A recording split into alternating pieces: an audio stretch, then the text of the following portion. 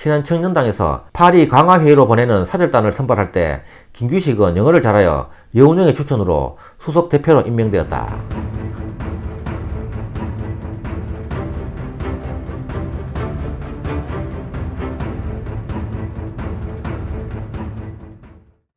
엘리트 독립운동가 우사 김규식 편입니다. 1881년 고종대에 태어나서 1950년 12월 10일까지 69세를 살았다.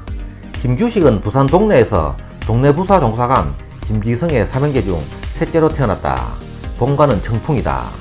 아버지 김지성은 민시정권의 대청과 대일의존 정책을 비난하는 상소를 올렸다가 기양을 갖고, 어머니마저 김규식이 5살 때 세상을 떠나 어린 김규식은 강원도 홍천의 큰아버지 집에 보내졌다. 그러나 큰아버지도 형편이 좋지 않아 김규식은 서울 정동에 언더우드가 운영하던 고아원으로 보내졌다. 처음에는 나이가 너무 어려 언더우드는 그를 집으로 다시 돌려보냈으나 큰아버지도 그를 포기하고는 병풍 뒤에 눕혀놓았고, 김규식은 너무 굶주려 벽지를 뜯어 삼키고 있었다. 이 소식을 들은 언더우드는 강원도 홍천으로 김규식을 찾아가 자신의 집으로 데리고 와 양자로 삼았다. 이후 언더우드 학당에서 영어, 수학, 라틴어, 신학, 과학 등을 배웠다. 고아로 놀림받던 김규식은 가출하여 한성시내에서 아버지를 우연히 만나 강원도 홍천으로 되돌아간 적이 있으나 아버지마저 김규식이 11살 때 사망하고 만다. 13세인 1894년 언더우드 학당을 마치고 한성관립영어학교에 1기생으로 입학하였다. 김규식은 이곳에서 학문의 열정을 보이며 2년 뒤 수석으로 졸업하였다.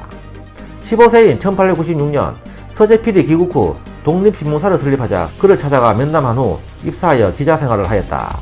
그리고 그의 서재필의 권유와 언더우드의 후원을 받아 미국 버지니아주로 유학을 떠났다. 16세인 1897년 미국 버지니아주 로노코 대학교 부속 고등학교에 입학하였다. 그는 아르바이트와 막노동을 하며 학비를 조달하였다. 19세인 1900년 로노코 대학교 영문학과에 입학하였다. 이는 이곳에 재학 중 고종의 서자 의치랑을 만나 교우관계를 형성하였다. 그는 대학교를 다니면서 학교 잡지에 한국어와 영어, 불어, 독일어, 라틴어를 비교하는 논문을 쓰기도 하였고, 운경부 활동을 하면서 연설 경연대회에서 최고상을 받기도 하였다. 그는 문화클럽에도 가입하여 활동하였으며 영어, 프랑스어, 독일어, 라틴어 등에 능통했다고 한다. 22세인 1903년 로노코 대학교를 졸업하고 프린스턴 대학교 대학원에 입학하였고, 이듬해 영문학 석사학위를 받고 귀국하였다. 프린스턴 대학교 대학원에서 장학금을 지원하는 조건으로 박사과정 진학을 권고했으나 그는 러일전쟁 발발로 고국의 독립을 위해서라며 거절하고 귀국하였다. 23세인 1904년 윤치호와 함께 황성 기독교 청년회의 이사로 선출되었고, 이후 YMCA 이사회 이사 겸 서기를 거쳐 YMCA 중학교 교장에 임명되었고 언더우드의 비서도 역임하였다. 그는 배제학당 영어 강사, 연희 전문학교 영어 강사 등 기독교계 학교에서 학생들에게 항일의식을 일깨우며 교육가로서뿐만 아니라 국권 회복을 위한 계몽 활동도 병행하는 청년 운동가로서 명성을 날렸다. 25세인 1906년 조은수와 결혼하였다. 그녀와 사이에 아들 둘을 낳았으나 장남 김진필은 6개월 만에 사망하였고 차남 진동만 살아남아 훗날 아버지를 따라 독립운동을 하였다. 29세인 1910년 숭실학교 영어 수사학 과목교사로 출강하였고 경신학교 교감에 선임되었다. 같은 해 세문안교의 장로로 피선되었다. 그는 뛰어난 영어 실력으로 경술국치 후 조선총독부로부터 장학금과 도쿄 외국어대학 영어 교수직을 제의받았으나 모두 거절하였다. 32세인 1913년 1911년에 백오인 사건 이후로 일본의 기독교회에 대한 탄압이 시작되어 국내 활동이 여의치 않자 상하이로 망명하였다. 그는 신규식과 박달학원을 설립하여 한인들에게 영어를 가르치며 본격적인 독립운동에 투신하였는데 단재 신채호에게 영어를 가르치기도 하였다. 그는 중국에 있으면서 순원 등 중국의 혁명 지도자들과 만나 교분을 쌓았다. 33세인 1914년 중국 북부지방인 화북과 몽고지방에서 2년간 상업에 종사하면서 독립운동 자금을 조달하기도 하였다. 35세인 1916년 몽골 접경지역인 장가구의 앤더슨 앤 마이어 회사 지점에서 2년간 근무했다. 이때 아내 조은수가 아들 김진동을 데리고 그를 찾아와 상봉했으나 이듬해 아내 조은수는 폐병으로 세상을 떠나고 만다. 그는 사별한 후 2년 뒤인 1919년 김순애와 재혼하였다. 김순애와의 사이에 1남 3녀를 두었다. 37세인 1918년 앤더슨 앤 마이어 회사 몽골 울란바토르 지점에 지점장으로 부임하였다. 그는 장가구에서 자동차를 타고 가다 고장이나 고립되어 있다가 몽골인의 도움으로 37일간 낙타를 타고 사마를 건너 3개월 만에 울란바토르에 도착하였다.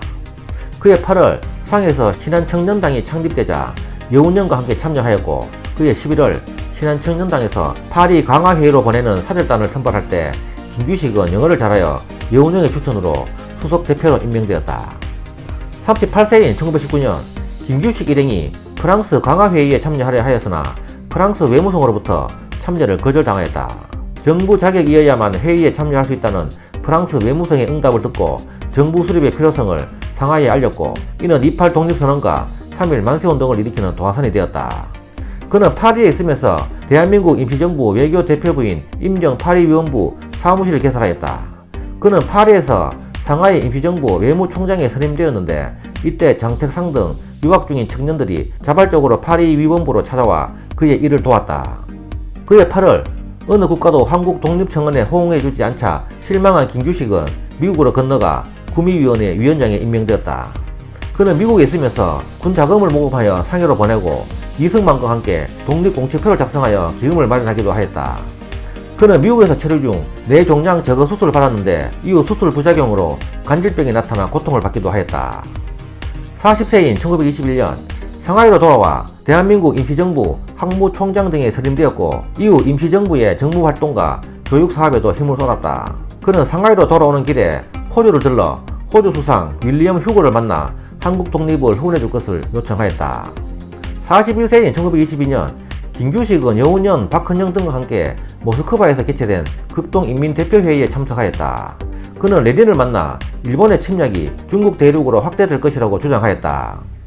42세인 1923년 임시정부가 국민대표회의를 열 때 창조파와 개조파로 나눠지자 그는 임정을 해산하고 재창조하자는 창조파의 영수로 신채호 등과 뜻을 같이 하였다. 이후 창조파와 개조파가 임정에서 축출되자 김규식은 미국으로 건너갔다. 이때 그는 모교인 로노코 대학교로부터 자국의 독립운동과 사회활동에 대한 공로로 명예 법학박사 학위를 받았다. 43세인 1924년 다시 중국으로 돌아와 의열단 고문에 초대되었다. 46세인 1927년 유자명, 이광재, 중국인 목강로, 인도인 간타싱 등과 함께 난징에서 동방 피압박 민족연합회를 조직하였다. 김규식은 회장으로 초대되었고 기간지 동방민족을 중국어, 영어, 한글로 월간 발행했다.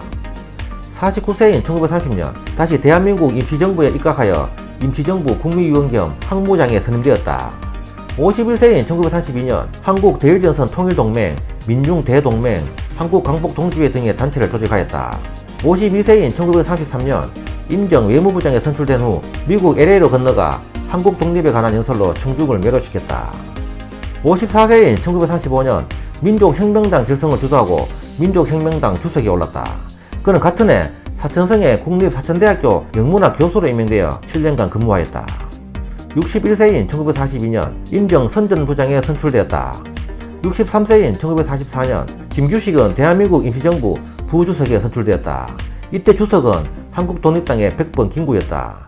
김규식은 김구와 임정 내각의 명의로 중화민국 총통 장개석에게 중국 정부가 한국 정부를 정식으로 승인해주기를 요청하였다.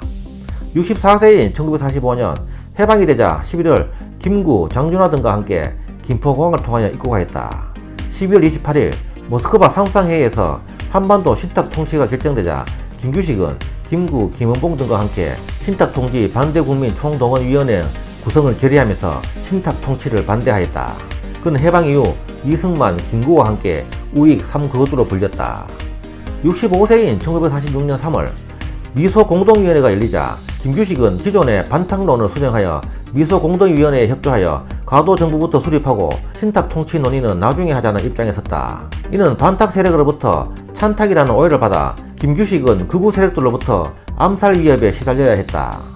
그해 5월 미소공동위원회 결렬로 남북이 분단될 위기에 처하자 그는 여운형과 함께 좌우 합작운동을 시작하였다.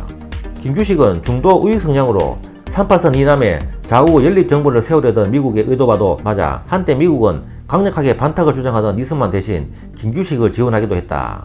그러나 이듬해 2차 미소공동위원회도 결렬되고 여운형마저 암살당하자 좌우 합작운동은 실패하고 말았다.